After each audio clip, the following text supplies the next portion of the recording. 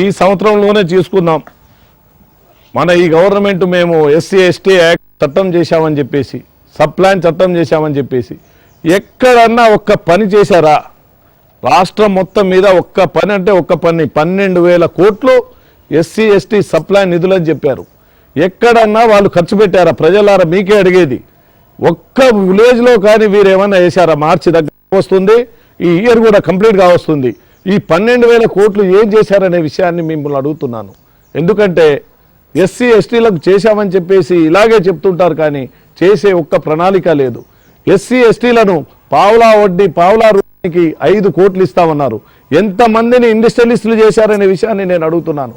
ఒక్క చిన్న ఎగ్జాంపుల్ చెప్తాను.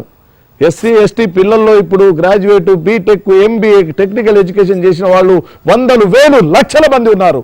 కానీ వీళ్ళ దాంట్లో కనీసం ఒక్కరికన్నా ₹1,00,00,000 పూచికత్తి లేని రుణం ఇస్తామని చెప్పారు. ఒక్కడు ఎలిజిబుల్ దొరకలేదా వీళ్లకు? అంటే చదువుకున్నవాడు అప్లికేషన్ పెట్టలేదా? ₹1,00,00,000 పూచికత్తు లేని రుణం అని చెప్పేసి జీవో ఇవ్వడానికే సరిపోదు. దాంట్లో కనీసం ₹1,00,000 మీరు రుణం ఇచ్చారా అని చెప్పేసి నేను అడుగుతున్నాను. ఎందుకు మరి అలాంటి జీవో మీరు ఇంప్లిమెంట్ చేయనప్పుడు బ్యాంక్ వాడి దగ్గరికి అయితేనేమో గవర్నమెంట్ సబ్సిడీ ఇస్తాను, ఇక్కడేమో బ్యాంక్ వాడు కాన్సెంట్ లెటర్ ఇస్తానని చెప్పేసి ప్రజల్ని ఇటు అటు తిప్పడం తప్ప వీళ్ళు ఏ స్కీమ్ చేసి లక్షాధికారులు కాదు, కోట్లాధికారులు కాదు, వీళ్ళు ఎస్సీ ఎస్టీలను భిక్షాధికారులు చేసిన మాట వాస్తవం కాదా అనే విషయాన్ని మీ అందరిని అడుగుతున్నాను.